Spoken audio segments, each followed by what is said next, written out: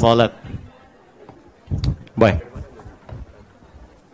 Kajian kita tafsir, tapi setiap kita berhenti di satu ayat, kemudian ayat itu memberikan bimbingan tentang ibadah atau hal-hal praktikal kehidupan, misal di muamalah, maka kita akan turunkan ayat itu dengan deskripsi yang detail dan jelas bagaimana kemudian ibadah itu diamalkan.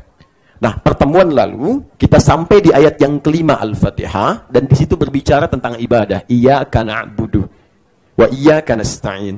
Nah, silahkan kamu ibadah. Saat kamu ibadah, kata Allah, maka minta kepadaku apapun yang kamu inginkan, maka aku akan berikan solusi. Nah, dari turunan ibadah itu ada ibadah yang dikerjakan oleh kita 5 kali dalam sehari, bahkan disebut wajib, namanya salat. Rahasia terbesarnya kita bahas di pertemuan lalu, ternyata ketika Allah meminta kita salat, itu bukan ingin membebani kita mengerjakan rumusan fikih saja. Ya, dari mulai takbir sampai salam. Tujuan utamanya bukan itu. Anda tidak sujud pun, saya sering katakan, semuka bumi tidak sujud salat kepada Allah, tidak akan menurunkan status Allah sebagai Tuhan. Tetap dia Tuhan, Rabbul Alamin. Tapi ternyata ketika kita diminta salat, ada satu keterangan indah dalam Al-Quran. Ternyata kita itu ditunggu untuk memohon segala persoalan yang kita alami supaya Allah berikan solusinya saat itu. Karena itulah ketika kita katakan iyyaka na'budu wa iyyaka nasta'in, ya Allah, sekarang kami ibadah, kami mohon pertolongan darimu, minta solusi. Kata Allah, saya katakan di hadis qudsi yang pertemuan lalu, kamu punya masalah apa? Kalau sholatmu benar sampai sekarang, maka aku akan kabulkan apapun yang kamu inginkan.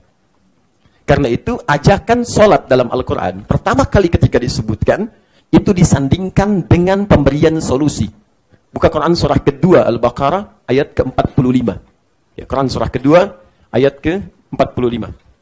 Paling kanan agak sedikit ke bawah. Allah sampaikan wasta'inu bis-sabri was-salah. Perhatikan kalimatnya.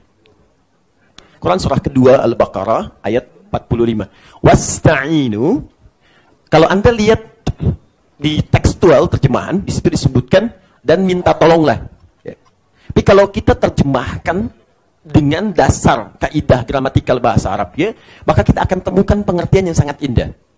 Wasta'inu, dan jika engkau punya persoalan dalam kehidupan, punya masalah apapun, dan ingat, tidak ada satupun makhluk bernama manusia yang tidak punya persoalan. Kaidah mengatakan setiap orang hidup pasti punya masalah. Bahkan Allah sudah menegaskan, buka Quran surah kedua ayat 155, paling kiri sebelah atas di Mushaf. Quran surah kedua ayat 155. Jadi kalau ada orang hidup tidak punya masalah, maka itu tidak wajar kehidupannya. Walanabluwannakum bisyai.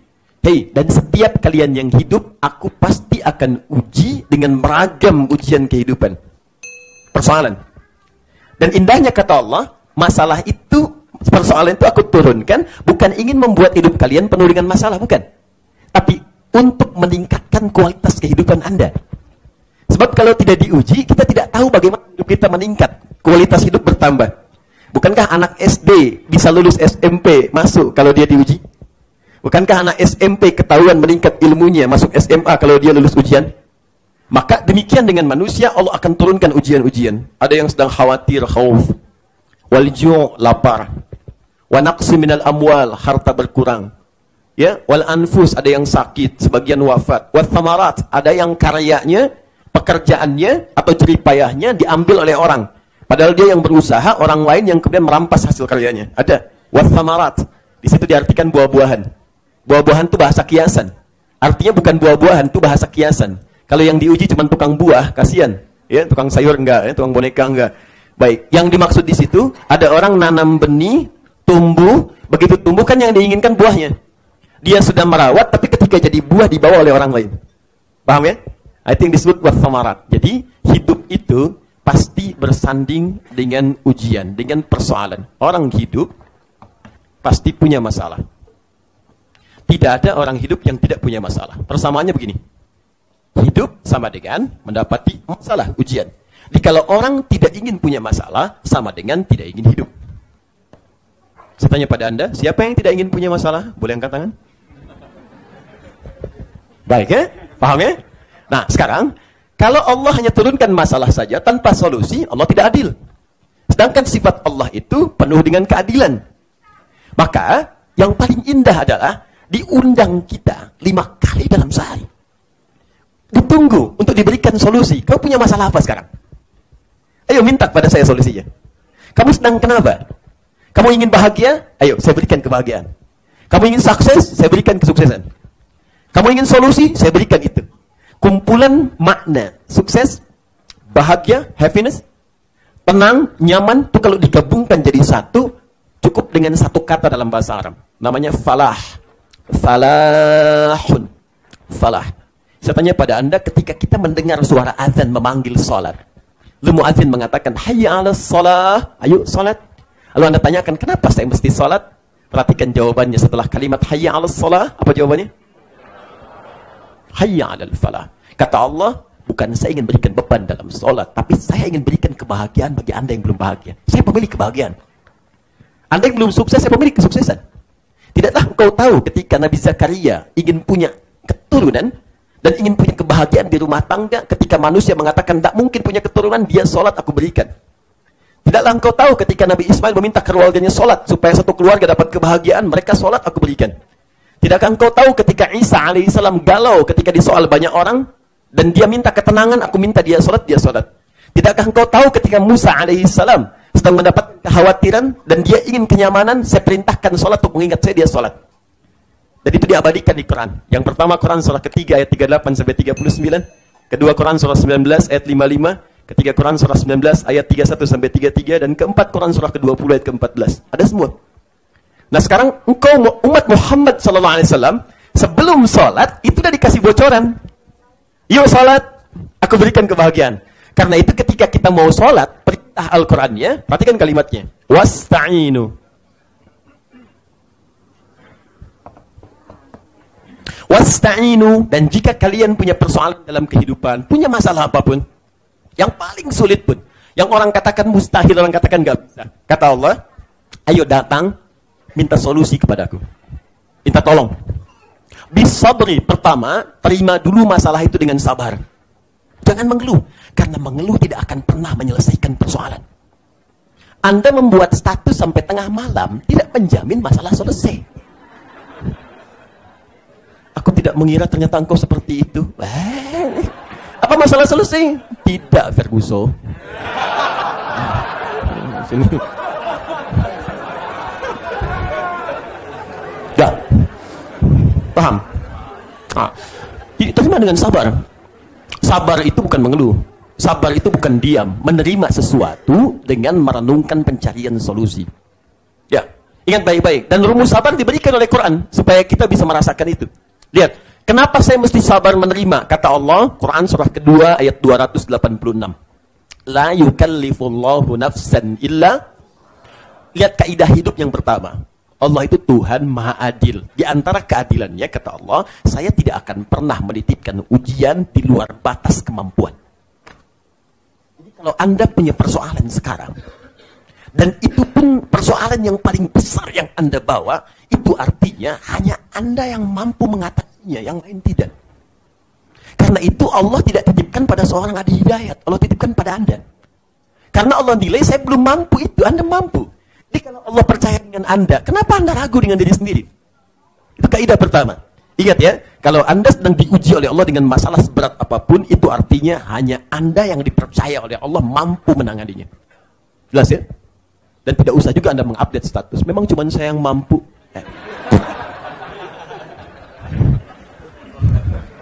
Minimal itu memberikan ketenangan. Dan dua, lihat baik-baik. Kaidah kedua mengatakan kita hafal ayatnya. Ya, Quran surah kedua ayat 185. Di penghujung ayatnya Allah katakan, yuridullahu bikumul yusra. Allah menginginkan segala kemudahan, bukan yang sulit. Makanya setiap ada persoalan, itu selalu disandingkan dengan solusi yang mudah. Inna ma'al usri.